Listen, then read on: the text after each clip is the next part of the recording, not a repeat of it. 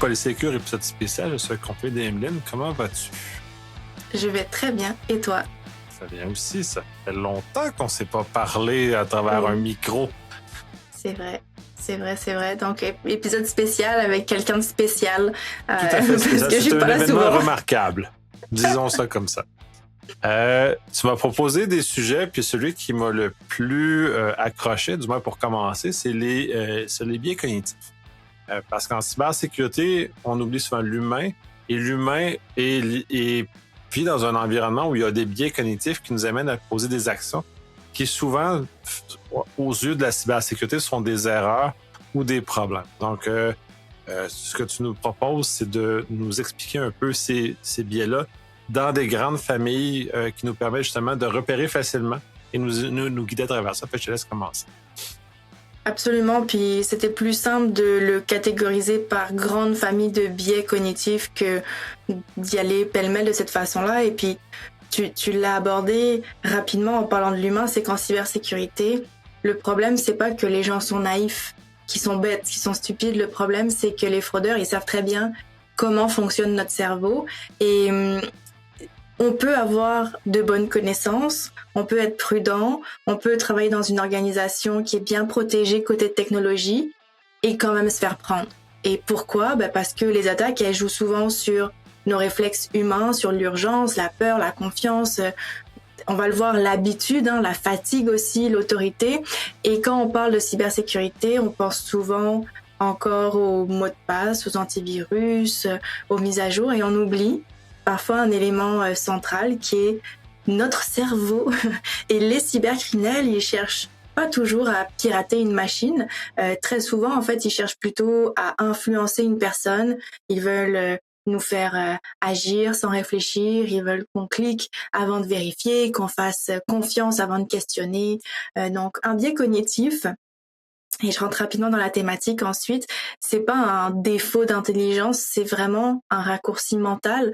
Notre cerveau, il utilise des biais pour aller plus vite, surtout quand on est pressé, fatigué, stressé, distrait. Et le problème, c'est que ces raccourcis, ils peuvent être exploités.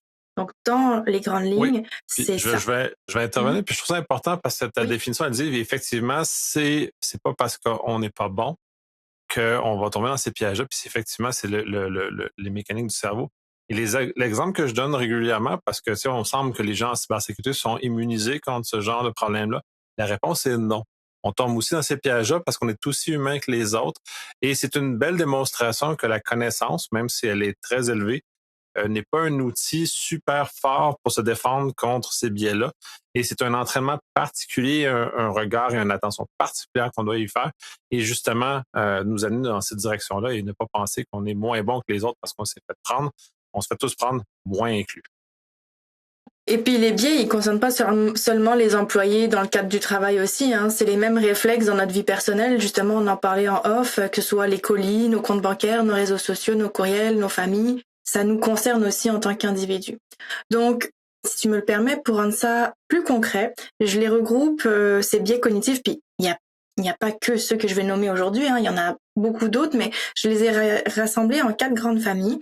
D'abord, on va regarder les biais qui nous font agir vite, qui nous font agir trop vite, ceux qui nous font trop faire confiance, ceux qui nous font baisser notre garde, et ceux qui nous enferment dans nos habitudes. Justement, j'aime beaucoup cette notion d'habitude et donc, en tout cas, on va regarder tout ça. Donc, numéro 1, les biais qui nous font agir trop vite, c'est vraiment, comme je les ai nommés, finalement, ça nous pousse à agir sans réfléchir, avant de réfléchir. Les fraudeurs, ils veulent réduire l'espace entre l'émotion et l'action. Parce que plus les deux sont rapprochés, moins on fait de vérification. Ils veulent qu'on clique, ils veulent qu'on paye, ils veulent qu'on réponde, qu'on se connecte tout de suite. Donc d'abord, le premier, c'est le biais d'urgence. Et c'est probablement le plus facile à comprendre, c'est le fait que le fraudeur, il va créer une pression. Votre compte sera bloqué, votre paiement sera refusé, la livraison est suspendue. Donc on voit un petit peu le côté où est-ce que on sent le stress, les mains moites, le cœur qui palpite un petit peu plus vite. Donc, on est en plein dans l'urgence. Et le but, c'est de réduire le temps, une fois de plus, entre l'émotion qui est vécue et l'action.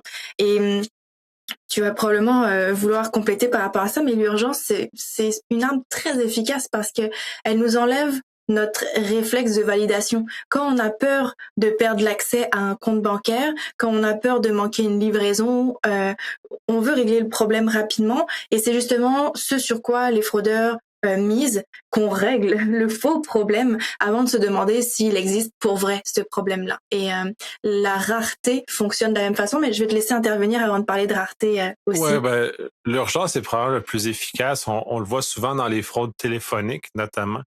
Nous amène le fait que un corps de police indéfini nous appelle, ils vont arriver chez nous si on n'intervient pas rapidement, si on n'agit pas rapidement. Fait qu'il joue sur la peur, le fait qu'on a peut-être commis une faute et de fait que si on la corrige pas rapidement, ben, on va avoir des conséquences perçues qui sont dans les faits inexacts, mais qui nous amènent à aller dans le geste. Puis il y en a de plus en plus. Puis ça c'est fort étonnant, ça l'avance. On a il y a quelques années, la classique, genre la police ou les impôts vont venir vous saisir toute votre maison parce que vous n'avez pas payé, ce qui est complètement faux. Les choses, des modèles plus récents sont même plus subtils dans le sens où ils vont appeler l'urgence, mais avec une petite musique de Noël en arrière-plan qui vient jouer sur deux plans en même temps, sur l'urgence, mais en même temps en nous descendant la garde, qui est un autre de tes grands groupes, mais il s'est rendu qu'il mélange les deux. Bref, je te laisse continuer. Et en fait, tu marques un point, c'est que souvent, il y a plusieurs biais cognitifs qui vont être utilisés, qui vont être mélangés, justement, comme tu l'as dit, pour rendre ça encore plus crédible, puis te dire, bon, bah, si ça appuie pas à cet endroit-là pour cette personne, ça appuiera à tel autre endroit parce que on réagit tous différemment. On a juste tous des moments de vulnérabilité différents aussi dans nos vies. Donc, 100% d'accord. Et justement, je disais juste avant, la rareté va fonctionner de la même façon que l'urgence. Et si on prend l'exemple de offre valable aujourd'hui seulement, dernière place disponible, ben, le but, encore une fois, c'est de créer une pression assez grande pour qu'on agisse avant de réfléchir, tout simplement. Oui, puis celle-là, elle est très drôle pour ceux qui flottent un peu dans Facebook, Instagram, dans ces environnements-là. Dans un contexte de vente, là, on parle de cybersécurité, c'est une chose, mais la vente aussi utilise énormément comme ça. C'est une des pressions de vente qui est largement utilisée. Si vous n'allez pas, vous avez un rabais de 50% si vous vous dépêchez pas.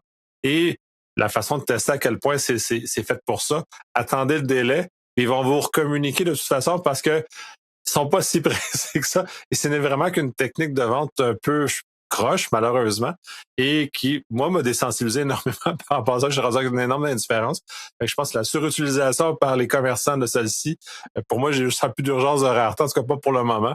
Et en cyber, ça a eu cet effet-là, mais il faut effectivement être très vigilant du côté cyber également. Et puis je vais ailleurs, mais on a entendu beaucoup parler dans les dernières années de FOMO, du Fear of Missing Out, et puis de plus en plus il y a le JOMO, donc le joy, la joie de manquer des choses.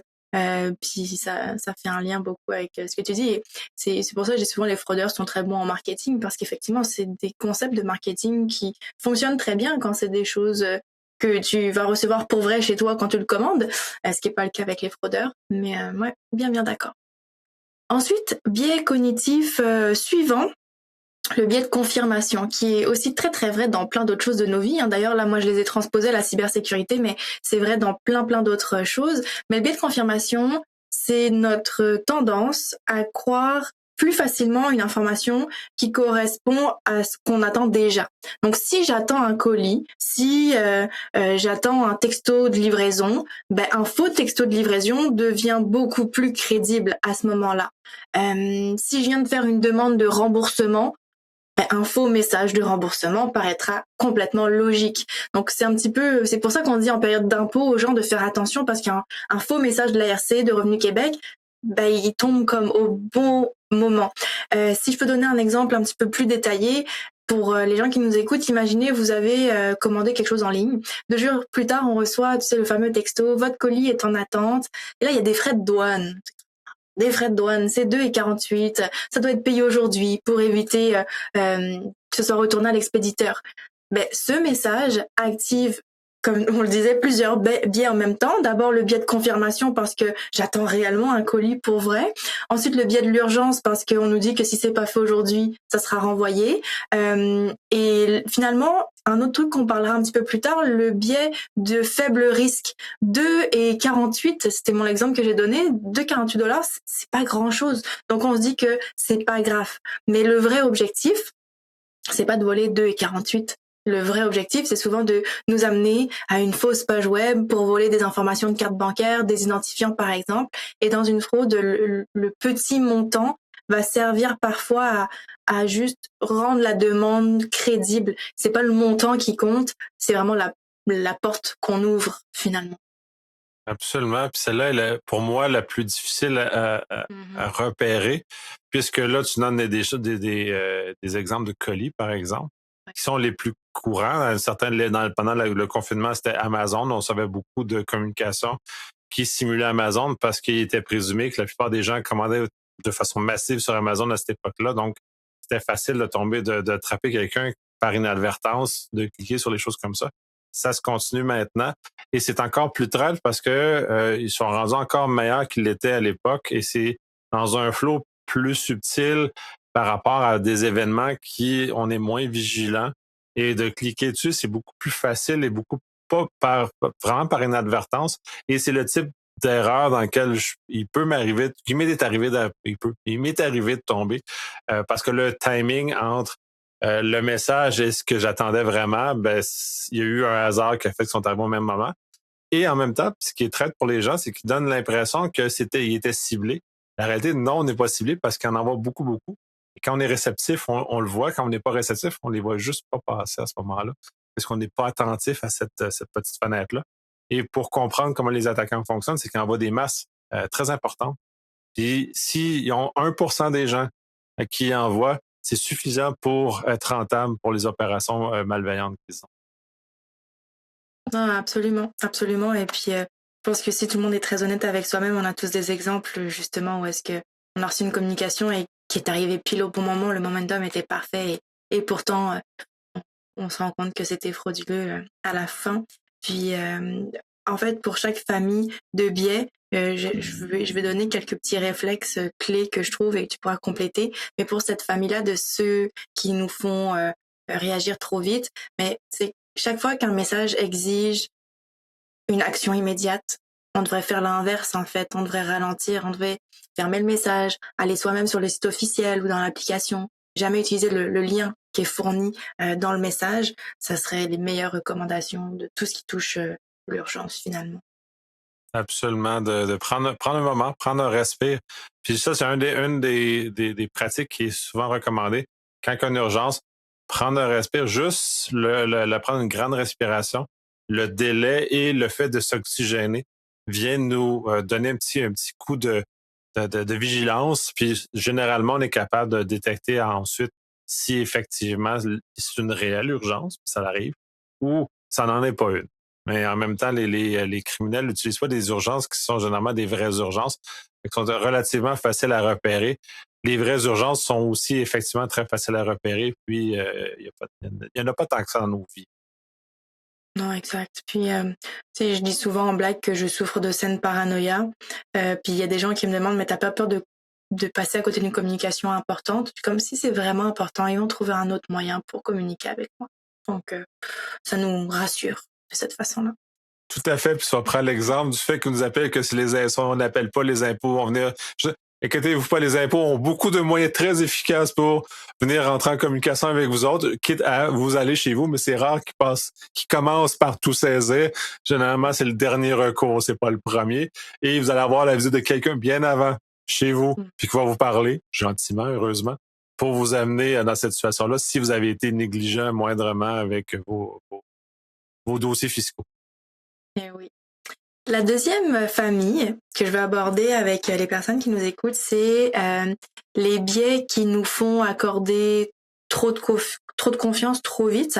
Ici, le fraudeur, il mise pas seulement sur la peur, souvent il va miser là-dessus aussi, mais il va rajouter une petite couche, il va miser sur la crédibilité apparente à un nom connu, une personne importante, un fournisseur habituel.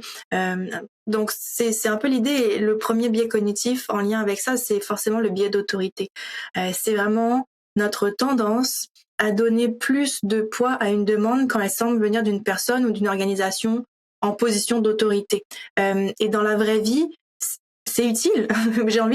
C'est utile. On écoute notre médecin, on écoute notre employeur, on écoute l'institution financière. Donc, mais en ligne, le réflexe, il peut devenir dangereux parce que l'identité elle peut être imitée. La personne obéit parce que la demande semble venir d'une autorité, comme justement tu parlais des impôts, Hydro-Québec, la CNESST, un fournisseur, mais on ne parle pas à la personne qu'on pense finalement. Exemple concret, plus organisation, pour celui-ci, je reçois un courriel qui semble venir du président de l'organisation. C'est une bonne vieille fraude au président. Je suis en réunion, c'est urgent, tu peux acheter des cartes cadeaux, m'envoyer les codes. La demande, elle est étrange à la base, mais comme elle semble provenir d'une personne importante qu'on connaît, ben on hésite à poser des questions. On veut pas avoir l'air de ralentir le dossier ou de manquer de jugement. Donc, c'est un élément important et le réflexe, c'est que justement, plus la personne semble importante, plus la demande, elle doit être validée finalement. Parce que, comme tu disais, une vraie urgence, elle peut survivre à un appel de vérification de 30 secondes. Et une fois de plus, pas cliquer sur les liens, pas cliquer sur les pièces jointes. Donc, dès qu'on reçoit des demandes plus inattendues, ça va de soi, j'en ai déjà parlé. Mais toi, est-ce que tu as déjà vécu des biais d'autorité dans ce sens-là en cybersécurité? Moi, je l'ai jamais vécu parce que j'ai un naturel à re-questionner qu'est-ce que les autres qui me sont donnés. C'est en général, pour la plupart des gens, puis c'est là le point, ne re-questionnent pas les ordres qu'ils reçoivent qui leur apparaît d'un supérieur immédiat dans un contexte de travail, ou même la chaîne hiérarchique au complet, c'est le président qui communique, puis même il y a certaines personnes qui vont se sentir touchées parce que le président leur a communiqué directement. Donc, ils vont se sentir comme ils se sentent importants. Donc, ça vient toucher aussi à d'autres choses à l'intérieur de l'individu qui lui donnent l'importance, donc va être encore plus propice à descendre sa garde pour ne pas vérifier ce qu'il y en est. Mais non, moi, celui-là, ce n'est pas un avec qui j'ai été en tout cas, je m'en suis pas rendu compte. Ça se peut que j'ai été en contact, mais comme je suis pas sensible à celui-là, je m'en suis pas rendu compte. C'est quelque chose qui est très courant à la fois en entreprise, mais aussi personnellement, en tant qu'individu.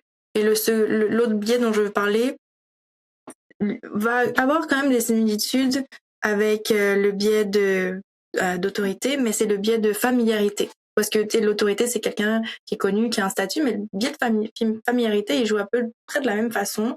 Et il est puissant parce qu'encore une fois, on baisse naturellement la garde quand un message semble provenir d'une personne qu'on connaît, surtout d'une personne qu'on affectionne. Donc oui, un collègue peut-être, mais ça peut être un ami, un membre de la famille. Et pourtant, une fois de plus, un compte peut être compromis, une adresse peut être imitée, une conversation peut être reprise par un fraudeur. Et c'est le fameux je connais cette personne, donc je fais confiance.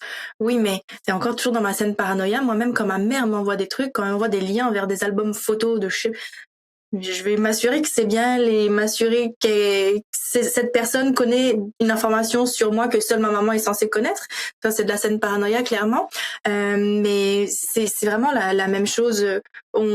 Pareil pour les fournisseurs. Si c'est un fournisseur, on est moins dans le biais d'autorité parce qu'il n'y a pas le lien de subordination, mais si c'est un fournisseur qu'on connaît, le cerveau va avoir tendance à classer ça comme la catégorie, c'est connu, c'est fiable. Donc, s'il y a un changement de coordonnées bancaires, make sense, on va le faire. Mais, une fois de plus, c'est là qu'il y a ce fameux piège. C'est pas que le contexte est familier que la demande est légitime.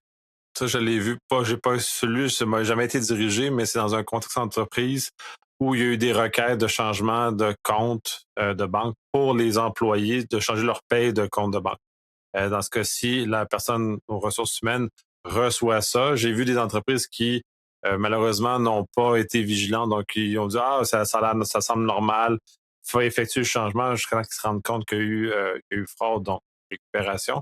Dans d'autres cas que j'ai vus, les personnes étaient vigilantes parce que ne réagissent pas à la requête de l'employé, mais à la requête du supérieur de l'employé. Donc, ils ont mis en place des moyens. Puis c'est ça aussi, c'est important, puis on va peut-être tous en parler vers la fin, c'est de mettre en place des mécanismes en entreprise notamment qui viennent contourner ou limiter les probabilités qu'on se fasse avoir. Dans ce cas-ci, c'est le fait que la requête doit venir du supérieur est un très bon chemin pour empêcher la plupart des fraudes de cette nature-là.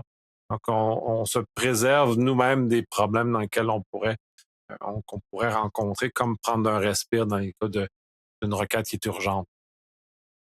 Ouais, absolument. Et puis, le prochain biais que je veux parler va dans le même sens, c'est le biais de réciprocité, qui est très utile en fraude, surtout dans des approches justement plus relationnelles. Et le biais de réciprocité, c'est quand on se sent obligé de répondre positivement parce que quelqu'un nous a accordé à quelque chose, parce qu'il nous a déjà donné quelque chose, déjà donné une information, un document, une job. Ça va être pas mal autour de ça que je vais donner l'exemple, mais ça peut prendre justement la forme d'un faux recruteur qui envoie des offres d'emploi, un faux fournisseur qui envoie un document utile. Bref, c'est un peu l'idée. Et là aussi, le réflexe, c'est pas parce qu'une personne commence à être utile ou sympathique avec nous que par la suite la demande est légitime nécessairement. Donc ça défait beaucoup de nœuds dans notre esprit. Enfin, ça crée plutôt des nœuds dans notre esprit de comment ça se peut, mais ça se peut. Effectivement, ça, on voit peut-être un peu plus en entreprise, j'ai l'impression, puisque les attaques actuelles permettent de vider les boîtes courriels en entreprise. Donc, on se fait attaquer une première fois, ils vident la boîte courriel, et ils rattaquent une deuxième fois avec une séquence de courriels dans lesquels on est déjà. Donc, ils ont une connaissance intime de qui nous sommes parce qu'ils ont vu les communications. Et dès lors, ils sont capables de voir la relation qu'on a avec nos collègues ou avec des fournisseurs ou peu importe. Ils vont justement aller chercher exactement ce que tu mentionnes, d'aller voir s'il y a un lien de réciprocité entre deux personnes qui se communiquent, puis là, de faire jouer celui-ci pour amener la personne à réagir contre son gré, malheureusement, pour aller dans la direction du fraudeur. Ouais, absolument. Et pour terminer avec cette famille de biais cognitifs, le dernier que je vais aborder, c'est dans le même sens, lui aussi, plus perso par contre, mais c'est le biais de preuve sociale. C'est très très présent sur les réseaux sociaux. On parle de faux avis, de fausses opportunités, d'investissements frauduleux, de concours, des formations douteuses. Et le principe là aussi, c'est que je vois une publicité en ligne avec des commentaires positifs, il y a des témoignages, il y a des captures d'écran de gains, c'est dans l'esprit plus d'investissement. Et le cerveau, il se dit, s'il y a autant de gens qui ont embarqué, ça doit être vrai. Mais les fraudeurs, ils peuvent acheter de faux avis, ils peuvent créer de faux profils, simuler vraiment de l'engagement, fabriquer une impression de popularité. Donc, c'est pas parce que ça a l'air populaire que c'est une preuve de légitimité. Il faut vraiment vérifier la source, l'entreprise, le site officiel, les coordonnées, les avis externes. Mais ça joue beaucoup en disant, il y a beaucoup d'avis positifs, donc ça doit être vrai, ça doit être positif. Donc, je vais recevoir l'article en question. Et pourtant, on oublie que c'est très facile d'acheter des avis aussi. Malheureusement, oui. Puis c'est un système qui s'est aggravé dans les dernières années, notamment avec le fait que Twitter X, à l'époque, exigeait une vérification réelle par des humains avant de donner le petit crochet bleu. Et maintenant, ils le vendent. Donc, ce changement de paradigme-là, c'est que tout le monde peut acheter ce qui a été pendant des années comme une preuve de légitimité de la personne qui était en arrière. Ben, on a perdu ce signal-là, mais il est resté dans la tête des gens. Donc, on le vit comme ça. Et comme l'autre côté, tu mentionnes au niveau des avis positifs, ben, ils ont maintenant des fermes qui servent à remplir de commentaires positifs, justement pour amplifier et favoriser l'état d'une fraude en trompant les systèmes qui servent justement à contre-vérifier ou à permettre d'avoir une certaine forme de balance et de contrôle social pour permettre d'avoir des indicateurs qui nous aident à prendre une bonne décision. Tous ces indicateurs-là sont en train de malheureusement s'effriter et c'est d'autant plus difficile de réussir à en rebâtir de nouveau. J'aime vraiment beaucoup ton exemple par rapport aux petits icônes bleues là, de vérification. Je trouve que c'est effectivement très, très parlant et beaucoup de gens vont se faire avoir parce qu'on a la pensée et on s'est pas mis à jour par rapport à ça, que c'est un gage de sécurité, en tout cas d'authentification, alors que pas du tout. Au final, la personne a juste payé. Ouais, 100%. Pour notre troisième famille de biais cognitifs, je vais aborder les biais justement qui nous font baisser la garde. Tu sais, cet exemple-là aurait pu vraiment rentrer dedans. Donc les biais qui nous font baisser la garde, c'est pas parce qu'on fait confiance à quelqu'un en particulier, mais parce qu'on sous-estime le risque, parce qu'il nous semble abstrait peut-être, ou parce que on est simplement fatigué. Ça va être les trois un peu catégories que je vais vouloir aborder. Le premier, c'est le biais d'optimisme. Ça, on le voit énormément chez nos experts en sécurité, en cybersécurité. C'est le fameux moi, je me ferai jamais avoir. chez nos PME aussi d'ailleurs. Tu sais, je veux pas juste pointer les gens de TI, mais les PME aussi. Mais moi, je me ferai jamais avoir. C'est quand on pense que le risque, il concerne surtout les autres. Hein. Moi, je suis prudent, je connais ça, je clique jamais. Mais en réalité, le fraudeur, il n'a pas besoin de nous piéger dans une journée où on est concentré et vigilant. Hein. Il va attendre le moment où est-ce que on est pressé, fatigué, on est entre deux réunions, on est sur notre téléphone dans l'autobus, j'en sais rien moi. Et c'est un biais très fréquent. On se pense plus vigilant que la moyenne. On se dit qu'on connaît les fraudes, qu'on repère les fautes, qu'on cliquerait jamais sur un lien douteux. Et le problème, c'est que les attaques modernes, elles ressemblent plus toujours aux vieux courriels mal écrits qu'on a pu recevoir. Ça, c'est beaucoup plus crédible, c'est bien rédigé. Surtout avant, on avait l'indicateur de dire c'est écrit dans un français boboche. Fait que ouais, mais puis aujourd'hui avec les outils d'intelligence artificielle, c'est beaucoup plus personnalisé aussi. Et on l'a dit, ça arrive au bon moment. Donc, je pense que tu vas en avoir à dire par rapport à ça, mais on devrait, en fait, on devrait remplacer le je me ferai pas avoir par je vais vérifier pareil. De pas prendre les Oh, choses pour acquis. oui, absolument. Puis j'avais la statistique, on me l'a sorti il y a quelques semaines, c'est 78% au Canada des gens qui sont convaincus qu'ils ne se feraient pas avoir. C'est énorme. C'est fou. Mais C'est c'est énorme. fou. Ça veut dire que tous ces gens-là sont des cibles très faciles parce que comme tu l'as très bien expliqué, si on n'a pas une saine paranoïa comme tu le mentionnes, on s'expose justement à ces situations-là parce qu'on se ferait pas avoir. Fait que pourquoi j'aurais pas vu? Donc, on baisse volontairement la garde sur un certain nombre de choses de cette perception. Les gens en cyber sont les pires parce qu'on se croit plus invulnérable que les autres. Nous, on connaît ça, on travaille là-dedans, donc non. La réalité, c'est tout à fait faux. Je serais probablement capable d'attraper n'importe qui de mes collègues parce qu'ils sont tellement faciles à gratouiller leur orgueil, puis ils vont tomber dans le piège de façon quasi automatique. Mais oui, c'est ça demande une saine paranoïa, ça demande un recul. Et c'est un biais très fort, puis on le voit aussi dans le monde réel. L'autre exemple, c'est les systèmes d'alarme dans les maisons. Si on est dans un quartier où il n'y a jamais eu aucun vol, c'est très difficile de convaincre les gens qu'un système d'alarme, c'est utile.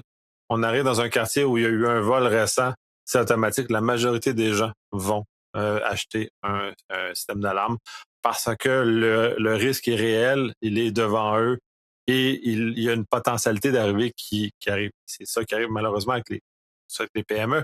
C'est que on n'a pas eu suffisamment d'exemples publics, malheureusement. C'est un peu emmerdant de dire qu'il faut des exemples publics pour que les gens apprennent, mais oui, il va falloir que plusieurs en PME se fassent écorcher brutalement, publiquement, pour que ça soit internalisé. Ah oui, c'est vrai, on peut effectivement être des cibles, et donc, conséquemment, de prendre des mesures et d'augmenter la vigilance de ce que ça comporte.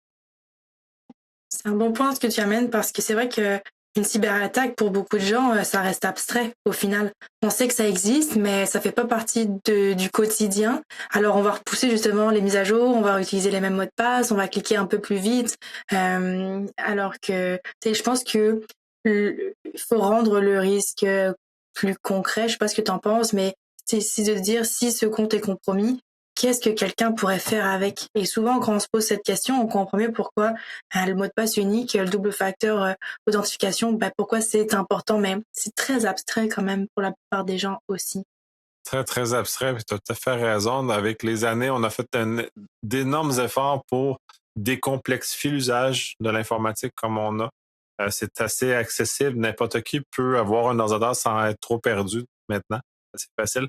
Le revers à ça, c'est que tous les signaux qu'on pouvait avoir pour déceler une fraude ont aussi été masqués et les gens sont encore plus distants par rapport à ce que c'est.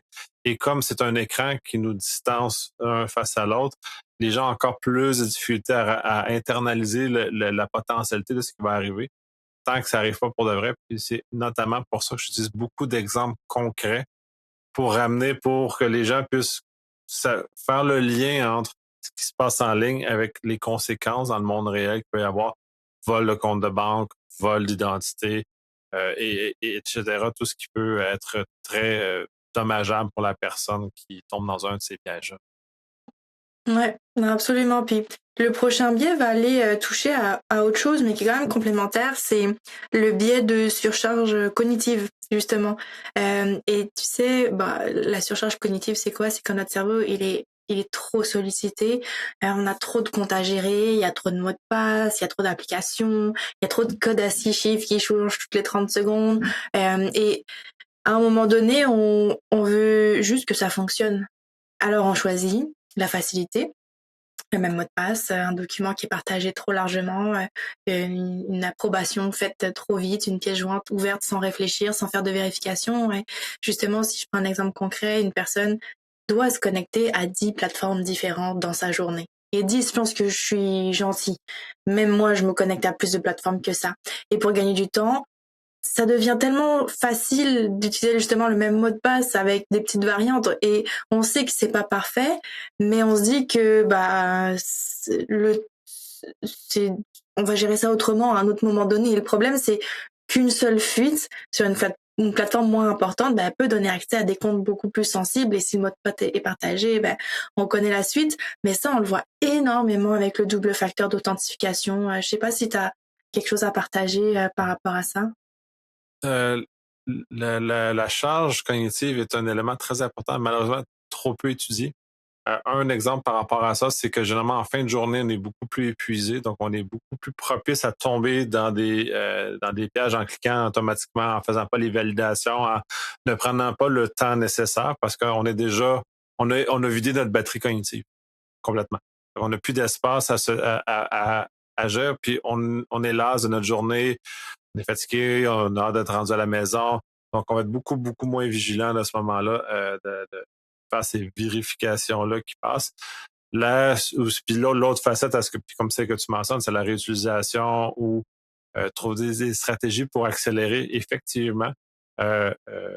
Comme les autres, j'ai des stratégies aussi. Les miennes sont peut-être un peu plus robustes que la plupart des gens, mais en même temps, je suis aussi sensible à l'épuisement cognitif en fin de journée, par exemple, où disons, j'ai passé beaucoup, beaucoup de charges, puis là, on va me poser une question, puis je suis comme dans une forme, disons, on va dire, de brouillard, d'épuisement cognitif, et là, tout me semble OK, tout me semble bien, tout me semble plus gentil. Donc, nécessairement, ma saine paranoïa a tendance à se perdre dans ce brouillard-là à ce moment-là et de ne pas être active et me permet de prendre des choix plus éclairés.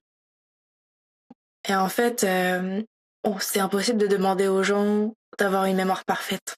On est humain, c'est impossible. En fait, ce qu'il faut chercher à faire, c'est de réduire la charge mentale avec de bons outils, avec des gestions de mots de passe, authentification à 2 facteurs. En tout cas, pas un code par texto. Puis tu sais, surtout quand il y a des comptes qui sont partagés, puis que c'est toi qui reçois le texto, mais c'est même pas pour toi, puis ça gosse. Donc la cybersécurité, oui, elle doit être stricte, mais elle doit, au-delà de ça, elle doit être facile à appliquer. Donc ça, c'est vraiment dans les éléments à garder en tête quand, surtout dans notre domaine, on fait de la sensibilisation, de la prévention, c'est clairement dans les éléments clés pour pas surcharger et pour gagner en sécurité tout en gagnant en, en fonctionnalité finalement. Euh, ensuite, oui, vas-y, je te laisse rebondir Oui, ben, là-dessus. c'est un peu l'objectif, c'est de réduire la friction. Un peu comme les commerçants en ligne ont réduit la friction entre la volonté et puis l'achat. C'est la même chose en cybersécurité. Il faut réduire la friction autant qu'on est capable. Les exemples qu'on a de modernes, c'est notamment sur les téléphones où ils détectent, ils déverrouillent à passer avec notre visage, avec notre empreinte, sont un exemple d'augmentation de sécurité qui réduit la friction. Donc, on est plus propice à mettre des mots de passe beaucoup plus robustes sur nos téléphones de par le fait que notre visage est capable de déverrouiller le téléphone. Certains revers à ça, mais globalement, ça a un effet très positif sur l'ensemble de la sécurité qu'on a connue dans les dernières années. Donc, toutes les innovations qui retirent de la friction, mais qui augmentent la sécurité, ne sont que des points gagnants pour tous et dans lesquels on va améliorer la situation. Fait que ceux qui font le design de solutions en entreprise, n'ajoutez pas des couches, n'ajoutez pas la surcharge cognitive, assurez-vous de la réduire, mais qu'il y a un bénéfice en même temps, ou par le poids de l'utilisateur, par le mouvement de son utilisation normale, va être favorable à l'application de ces mesures-là. Bien d'accord, bien d'accord avec tout ça. Pour terminer, notre quatrième famille, déjà, c'est les biais qui nous enferment dans nos habitudes et comme son nom l'indique, c'est nous enferme dans des choix qui seraient nos premiers choix finalement. C'est des biais qui sont quand même relativement discrets, mais quand même très présents dans nos comportements numériques. Il y a d'abord le biais d'ancrage, qui lui aussi peut être transposé dans plein d'autres thématiques que la cyber, mais c'est notre tendance à rester accroché à la première information ou à une première idée. Et en cybersécurité, justement, ça se voit beaucoup avec les mots de passe. Le biais d'ancrage, c'est quand je reste collé à une première version d'une idée. Exemple, si mon ancien mot de passe c'était Soleil 2024, je vais être tentée de le transformer en Soleil 2025, puis Soleil 2026, et j'ai l'impression d'avoir changé de mot de passe, mais en réalité, j'ai seulement modifié légèrement la base. Donc ça, c'est un exemple très très complexe. Complexe, pas du tout, justement, beau lapsus, très très... Voilà, j'ai perdu mon idée, Complet? très très... Non, c'est pas ça que je voulais dire. Concret? Concret, c'est ça. Je suis dyslexique aujourd'hui. Mais bon réflexe, c'est de pas inventer tous ces mots de passe soi-même. On peut utiliser un gestionnaire de mots de passe pour générer des mots de passe uniques. Un autre exemple concret que je peux donner est quand même toujours en lien avec les mots de passe, mais c'est ce qui me vient, c'est quand une entreprise demande à ses employés de changer les mots de passe à tous les 3 mois. Justement, il y a plusieurs personnes qui gardent la même structure parce qu'on a aussi la surcharge cognitive dont on a parlé un petit peu plus tôt. Et pour l'humain, c'est pratique. Pour un attaquant, c'est très prévisible aussi et c'est le fun. Mais un bon mot de passe, c'est pas un mot de passe qu'on modifie juste un petit peu, c'est un mot de passe qu'on réutilise pas du tout, en fait, et qu'on passe à autre chose complètement. Dans les faits, c'est de ne pas avoir de mot de passe au sens où on a des technologies comme les Ouais. passkeys, par exemple, qui Ouais.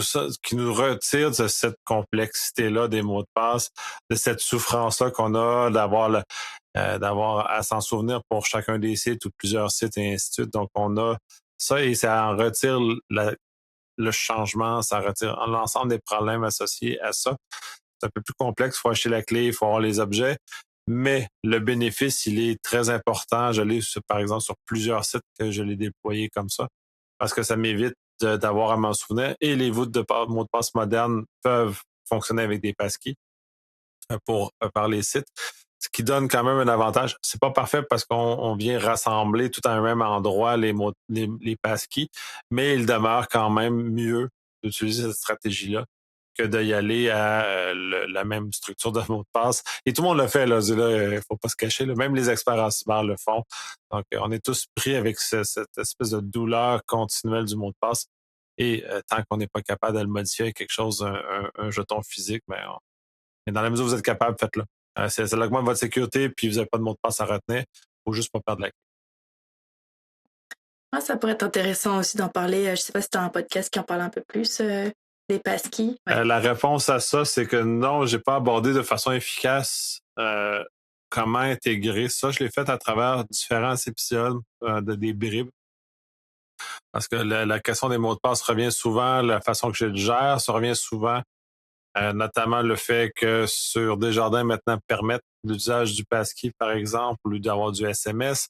Donc, il y a une panoplie de choses qui existent, mais j'ai pas fait un épisode au complet qui explique les tenants aboutissants et les bienfaits de l'usage de cette technologie-là, qui nous protège essentiellement de la plupart des vecteurs d'attaque modernes, mais qui est un peu en dehors de l'aspect humain. Mais c'est un aspect technique qui vient justement soulager l'humain de toute cette complexité-là. On n'a plus besoin, quand on a un passkey, on n'a plus besoin de vérifier le site s'il est légitime parce que le passkey lui-même, à l'intérieur de cet usage-là, vérifie que c'est le bon site sur lequel on se branche. Donc, il y a beaucoup de choses qu'on peut laisser sur le pilote automatique, heureusement, et qui nous amènent dans peut-être une plus grande sérénité au niveau cyber, mais ça vaudrait la peine de faire un épisode complet sur ça parce que je pense que les gens gagneraient à adopter davantage cette technologie. Puis il y a, comme tu dis, à la fois l'aspect technique, technologique, mais il restera toujours l'aspect humain parce que il faut que les humains l'utilisent et pour ça, il faut que ce soit bien vulgarisé et que ce soit compris pour entraîner le changement de pratique aussi, forcément. Absolument. Le dernier biais dont je vais vous parler, on a parlé un petit peu plus tôt du biais de réciprocité qui disait que quand quelqu'un fait un pas vers toi, tu as forcément envie de faire un pas vers lui aussi. Le biais d'engagement va un petit peu dans le même sens. mais va plus loin quand même. C'est exemple une fraude comme parfois une demande très simple. Elle va commencer par confirmer le nom, répondre à un sondage, cliquer sur un document, et tranquillement la demande elle devient plus engageante, donc de fournir un numéro, se connecter à un portail, transférer de l'argent, si on imagine ça. Et comme on l'a déjà commencé l'échange, notre cerveau il a tendance à continuer et on veut rester cohérent avec le premier oui qu'on a donné. Alors que même si on a déjà commencé l'interaction, on a toujours le droit de s'arrêter, de revalider. On parlait de mots de passe. Si je transpose ça avec les mots de passe, le bon réflexe, c'est pas de modifier légèrement, c'est d'utiliser des mots de passe uniques, long générés par un gestionnaire de mots de passe, comme on a dit. Et c'est pas parce qu'on a commencé une action, c'est qu'on a ancré une habitude, qu'on est obligé de la terminer ou de poursuivre dans cette direction, finalement. Tout à fait. Ouais. Puis cet élément-là, on le voit souvent. Là, ça m'a fait penser aussi qu'il y a plusieurs éléments qu'on a parlé qui sont largement utilisés par les magiciens justement pour tromper notre esprit. Donc, nous, dans un contexte d'amusement, vont nous amener comme ça. Et celui-là est particulièrement intéressant. On le voit, par exemple, avec les... je l'ai vu dernièrement avec les chiens, par exemple. On va prendre une balle, puis on va comme la lancer. Et il va y avoir cet engagement, donc cette continuité-là de gestes. Le chien va chercher la balle quand, dans les faits, elle reste dans notre main. Parce que il y a ce mouvement-là qui est ancré. Et tous les mammifères ont à peu près cette espèce d'anticipation dans lequel on va s'engager dans le mouvement qui est fait. Et donc, quand une fois qu'on est pris dedans, ben on le poursuit naturellement parce qu'on ne se re-questionne pas sur où on va puis pourquoi on a fait le choix qu'on a fait au début. Et là aussi, ça démontre qu'il n'y a pas un seul biais qui est utilisé, il y en a plusieurs. Et c'est pour ça que le meilleur réflexe, c'est pas d'essayer d'identifier parfaitement chaque biais. C'est pas pour ça qu'on a fait ce podcast-là. C'est vraiment d'apprendre à reconnaître les signaux. Est-ce qu'on me presse en ce moment? Est-ce qu'on est en train de me faire peur? Est-ce qu'on utilise de l'autorité? Est-ce que ça tombe trop bien? Est-ce que c'est juste une occasion parfaite? Est-ce que je suis fatiguée? Ça, c'est une question qu'on, je pense, devrait se poser un petit peu plus souvent. Et si je peux partager pour s'enligner tranquillement vers la conclusion, en fait, il y a 5 réflexes de bonnes pratiques que je veux présenter comme des réflexes anti-biais, si on veut. Mais d'abord, c'est de ralentir. Quand on nous presse, ralentissons. Réflexe numéro 2, sortir du canal de communication. Si on a une demande qui arrive par courriel, on valide par un autre vecteur de communication. De pas cliquer. Numéro 3, de pas cliquer, d'aller soi-même à la source. On ouvre son navigateur, on tape l'adresse officielle, on passe par l'application le plus possible. Ensuite, pour les demandes urgentes, donc réflexe numéro 4, je dirais aux gens de traiter ça comme des exceptions. Dès que ça parle d'argent, d'accès, de mots de passe, validation obligatoire, ça devrait être non négociable. Et le 5e qui est le mien, mais je vais vouloir que tu puisses en rajouter aussi, d'utiliser des outils qui réduisent la charge mentale, comme on disait. Il y en existe plein, que ce soit même, on parlait beaucoup de mots de passe, mais des filtres anti-pourriels, des filtres pour signaler des courriels suspects. C'est pas mal mon top 5. Après, je vais vouloir rajouter une petite couche IA, si tu me le permets. Mais toi, de ton côté, qu'est-ce que tu ferais rajouter comme bon réflexe, bonne pratique? C'est un peu dans la même lignée, c'est de se mettre des moyens en place pour réduire notre charge, nous aider pour atténuer ça. Le fait d'attendre 24 heures ou attendre d'avoir dormi sur quelque chose avant de prendre une décision, juste par le fait de l'épuisement cognitif, ne pas répondre à des courriels en fin de journée, les répondre tôt le matin uniquement, par exemple, est une stratégie qui vient réduire la probabilité qu'on tombe dans un piège, qu'on réponde pas correctement et qu'on aille à l'avant. Donc, toujours de prendre ce temps de réflexion-là. Donc, on est toujours dans le temps long, un peu plus, de prendre le temps d'analyser, à moins qu'il y ait une situation vraiment d'un danger à la vie. En général, il n'y a pas tant d'urgence que ça. C'est plutôt des cas d'exception. Et même encore là, dans certains cas, des cas d'urgence à la vie, à moins que vous soyez dans un métier qui est spécifique, qu'on sauve des vies, même si on a quelqu'un qui est proche de nous, qui est dans un danger, réalistement, on n'a aucune capacité d'agir et qui pourrait changer le sort des choses.